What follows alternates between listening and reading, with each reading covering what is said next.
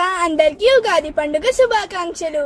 పురాణాల ప్రకారం చైత్రమాసం శుక్లపక్షం పాడ్యమి రోజున ఆ విధాత ఈ జగత్తును సృష్టించాడని నమ్ముతారు. సోమకుడు వేదాలను తస్కరించిన కారణంగా మత్స్యావతారం ధరించిన శ్రీ విష్ణువు అతన్ని సంహరించి వాటిని తిరిగి బ్రహ్మదేవుడికి అప్పగించిన సందర్భంగా ఉగాది అనేది ఆచరణలోకి వచ్చిందని ప్రతీతి. కాలగణన, గ్రహ, నక్షత్ర, ఋతు, మాస, వర్షాదికులను బ్రహ్మదేవుడు ఆ రోజు వర్తింపజేస్తాడని నమ్మకం. అంతేకాకుండా వసంత ఋతువు కూడా ఆ రోజు నుంచే ప్రారంభమవుతుంది. అందుకనే నూతన జీవితానికి నాందిగా ఉగాది పండుగను జరుపుకుంటారు. ఉగాది అంటేనే తెలుగు వారందరికీ మొదటిగా గుర్తుకు వచ్చే పండుగ. ఈ రోజు తెలుగు సంవత్సరం ప్రారంభం అవుతుంది కాబట్టే ఇది తెలుగువారి పండుగగా గుర్తింపు తెచ్చుకుంది. ఈ పర్వదినానికి చాలా ప్రాముఖ్యత ఉంది. ఈ నూతన సంవత్సరంలో మనం పంచాంగ శ్రవణాన్ని చేసి రాశి ఫలాల గురించి తెలుసుకుంటాము. తెలుగు నూతన సంవత్సరం ఉగాది. దీనినే యుగాది అని కూడా పిలుస్తారు. ఉగాది అనే పదం రెండు సంస్కృత పదాల నుంచి ఉద్భవించింది. యుగం అంటే వయస్సు, ఆది అంటే ప్రారంభం. ఇది కొత్త యుగం లేదా కొత్త యుగాన్ని ప్రారంభాన్ని సూచిస్తుంది. ఉగాది రోజున షడ్రుచులతో కూడిన ఉగాది పచ్చడి తయారు చేస్తారు. ఈ పచ్చడి జీవితంలో జరిగే వివిధ అనుభవాలను సూచిస్తుంది.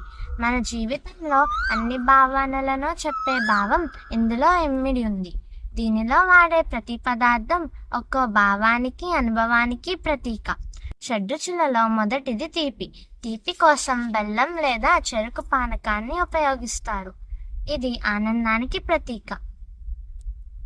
ఉగాది పచ్చడిలో ఉప్పును ఉత్సాహం మరియు శక్తికి వాడతారు. ఉప్పు లేని కూర చప్పగా ఉంటుందనే విషయం మనందరికీ తెలిసిందే. అదే విధంగా ఉప్పు తినని మనిషి జీవితం కూడా నిస్సారంగా గడుస్తుంది. జీవితంలో కొత్త విషయాలను తెలుసుకోవాలనే ఆసక్తి చూపుతూ ఉత్సాహంగా ముందుకు సాగిపోవాలనే అంతరార్థం ఉప్పులో ఉంటుంది. ఉగాది పచ్చడిలో మనకు ముఖ్యమైనవి పచ్చి మామిడి ముక్కలు. ఇవి చాలా వగరుగా ఉంటాయి. మన జీవితంలో మనకు వచ్చే కొత్త సవాళ్లు మనం ధైర్యంగా ఎదుర్కోవాలనే ఇవి తెలిపే సంకేతం.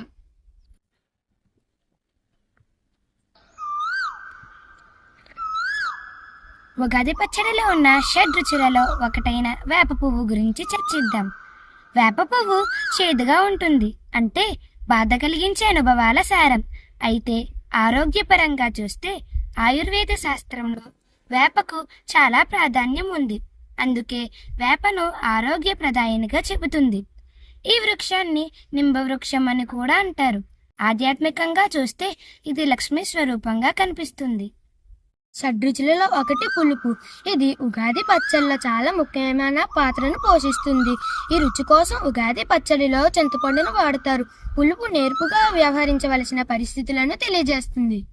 కారం. దీనికోసం ఉగాది పచ్చడిలో ఉయ్యాలను ఉపయోగిస్తారు. ఎప్పుడైతే మనం ఉగాది పచ్చడిలో కారం వేస్తామో మన కష్టాలు, బాధలు తెలియజేస్తారు. కారం సహనం కోల్పోయేటట్లు చేస్తుంది.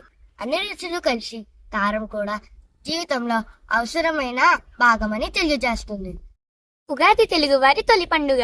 ఈ పండుగతోనే తెలుగు సంవత్సరం మొదలవుతుంది. అందుకే దీనిని సంవత్సరాది అని అంటారు.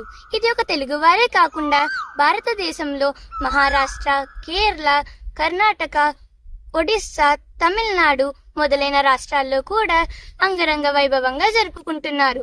క్రోధినామ సంవత్సరానికి వీడ్కోలు పలుకుతూ శ్రీ విశ్వావసునామ సంవత్సరాన్ని ఆనందంతో, ఉత్సాహంతో ఈ కొత్త సంవత్సరాన్ని ప్రారంభిద్దామా?